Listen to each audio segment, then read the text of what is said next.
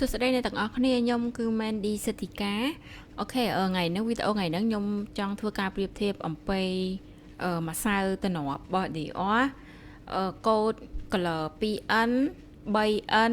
ហើយនឹងការ mix បញ្ចូលគ្នាអ្នកទាំងអស់គ្នាព្រោះនៅពេលដែលខ្ញុំប្រើ2N ខ្ញុំមានអារម្មណ៍ថាវារៀងសអ្នកទាំងអស់គ្នាហើយអញ្ចឹងខ្ញុំក៏សម្រេចចិត្តថាខ្ញុំទិញ 3N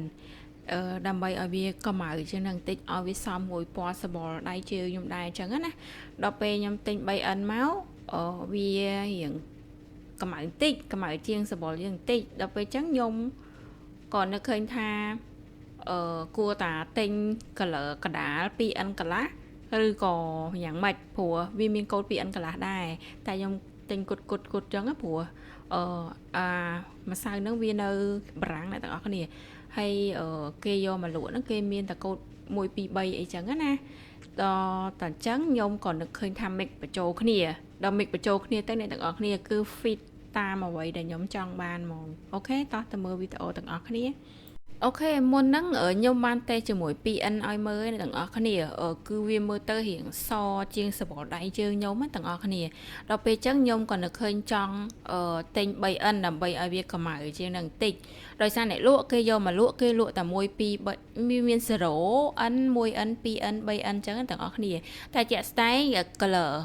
របស់ម្សៅតំណប់ហ្នឹងគឺមាន 1N កន្លះ 2N កន្លះដែរតែអ្នកលក់គេអត់យកមកខ្ញុំចង់ទិញ 2N កន្លះក៏បានដែរតោះតែខ្ញុំកំងគេអញ្ចឹងណា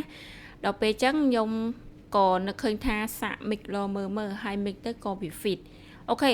អ្នកទាំងអស់គ្នានៅពេលដែលខ្ញុំផាត់ម្សៅតំណប់ទាំងអស់នឹងសាក់លបងហ្នឹងគឺខ្ញុំបានប្រើ skin care ប្រើ sun cream ហើយអស់ហើយទាំងអស់គ្នាអូខេហើយនៅពេលដែលខ្ញុំប្រើ 2N រៀងសហ្នឹងវិធីដែលខ្ញុំ adjust ខ្លួនឯងហ្នឹងគឺខ្ញុំប្រើម្សៅផាត់ color រៀងកម្ៅជាងម្សៅតំណប់អញ្ចឹងណាដើម្បីលុបអាភាពសរបស់ម្សៅតំណប់ហ្នឹងឲ្យវាទៅរៀងកម្ៅវិញអញ្ចឹងវាអូខេដូចតែខ្ញុំធ្វើវីដេអូផាត់មុខវីដេអូមុនអញ្ចឹងណាគឺខ្ញុំប្រើ channel កូដ N20 វារៀងកម្ៅដល់ពេលខ្ញុំមកផាត់ជាមួយនឹងអាកូដ 2N ដែលរៀងសហ្នឹងទៅគឺវា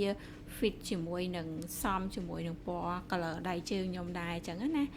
អូខេដល់ពេល 3N ខ្ញុំអត់ចាំបាច់ប្រើម្សៅអីលុបទេគឺ 3N ហ្នឹងគឺវាត្រូវជាមួយសបល់ខ្ញុំហ្មងអូខេដល់ពេលខ្ញុំ mix color 2N ជាមួយ 3N បញ្ចូលគ្នាគឺ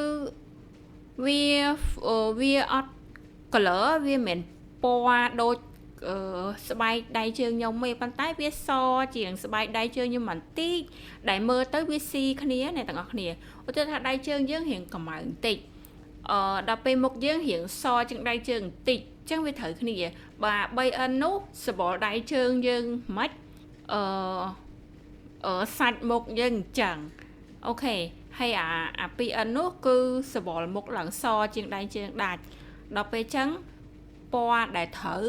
គឺជាពណ៌កដាលមីកបញ្ចូលគ្នារវាង 2N និង 3N ដែលមើលទៅឃើញសាច់មុខខ្ញុំសជាងដៃជើងបន្តិចដែលវាសមជាមួយនឹងធម្មជាតិណាទាំងអស់គ្នាអូខេអញ្ចឹងខ្ញុំគិតថាបើខ្ញុំប្រើ 2N កន្លះត្រូវ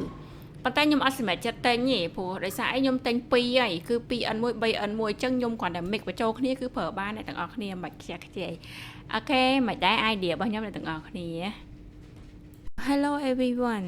Happy New Year 2023 and thanks for watching my video and in today's video I would like to show you the color comparison between color of Dior Forever Foundation color 2N with 3N and with the mixed color of 2N and 3N okay the first one I have tested 2N it's really yes it really brighter and whiter than my body color my body skin color and the color 3N it feel fit to my body color okay then I want the color that just a bit more brighter or a bit more whiter than my body skin color okay so I think that I should choose color 2.5N okay